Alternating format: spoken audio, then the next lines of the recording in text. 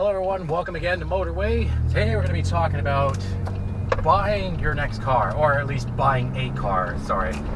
If you don't have a car, well, this is a good lesson for you. Now, there are plenty of other YouTube videos, but when they talk about buying a car, the first thing they say is finance. Or not finance, but get your finances in order and set your budget. But personally, I'd rather pick the car you want and then pick your budget, because with this car, I picked the car I wanted. I looked at a number of varieties of cars, and I was like, this is the car the price of, not the price of car, but the model of car that I want. And then I was like, all right, now I'll look at prices for it. So for my Grand Prix here, I know I wanted the Grand Prix because it had a fairly decent motor with, well, it was, let's be honest, it was a very crappy transmission. I mean, this transmission here has been rebuilt two times. I'm not very happy about it, but I bought a warranty for it, so it's all good. So I'm going to try to make this video short. So say if you want a BMW, and BMWs are a very good and reliable car and very sporty too. So if you say that you wanted the M3, that's something you would have to, if you had money, you could go for it. So say if I wanted a 330 or a 335, somewhere around there. Now I have to look at what kind of model I wanted. So did I want the E36 or the E90, something 2000 to 2010, something like that. So if I wanted, say, 2002, which was a fairly decent, good looking car for the 330. So I decided to pick my budget afterwards. So if I wanted to spend a couple $1,000s, I know I'm going to get what I pay for. So if I spend, say, $2,000, I'm going to get something that's got a lot of mileage on it, and something that's only going to last me probably for, well, let's say maybe less than a year. But if I set a budget for $10,000, then I know I can get a fairly new model with half decent mileage and, hell, maybe a warranty. And that's the next part that comes into play is, do you want to buy private sale, which means you want to buy it off of somebody, or do you want to buy it through a dealership? Now, you can choose of leasing a car, you can lease a brand new car, but you have a certain restriction. So you have a certain amount of mileage, you cannot go over that mileage, otherwise you have to pay more, and then sometimes you actually require a deposit. But if you're going to finance a car, you could actually, put down a bit of money and then pay monthly or pay bi-weekly, and then pay the car off in a little as a year or as high as 8 years for some reason. I don't know why they're that high.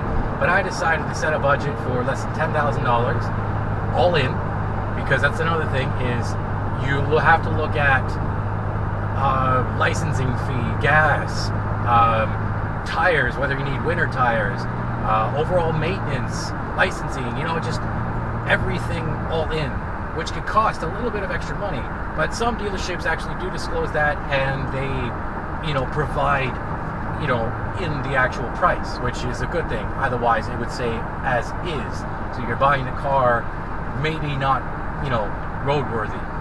So that, again, it's what do you want, how much do you want to spend, and how do you want to get it. So after the car is bought, it's maintenance.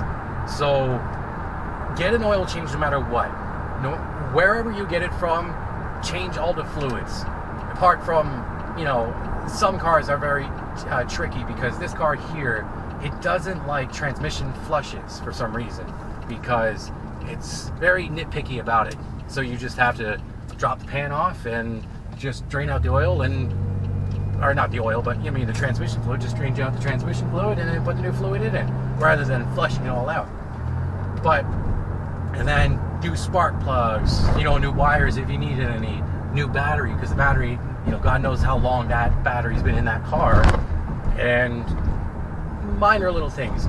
But if you buy a car for, say, $12,000, so an Audi, there are some fairly decent Audis out there, which hopefully will be my next car, and there is the S4.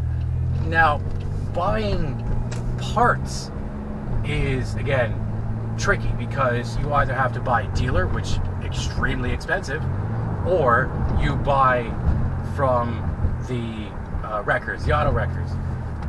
But buying from an auto wreckers again, it's cheap, but you get what you pay for. So you might have, say if you bought a motor from the auto wreckers, it could have quite a bit of mileage, but hey, you paid $500 for the motor, you know, $500 for a V8.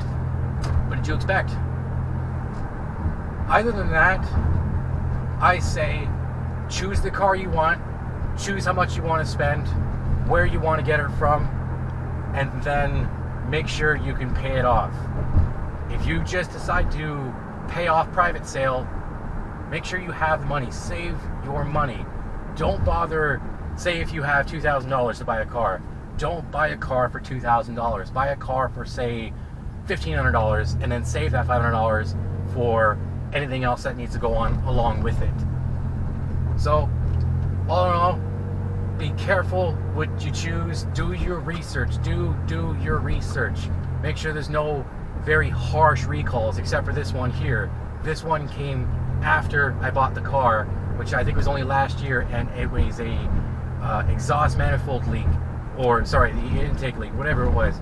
But it would cause engine oil to get onto the exhaust manifold and to catch fire, and then that's on the scale of recalls, engine fires, about top of the list. So, thank you very much for watching. Choose wisely, choose correctly. Leave a like, comment, subscribe, and I'll catch you guys in the next video. Thanks.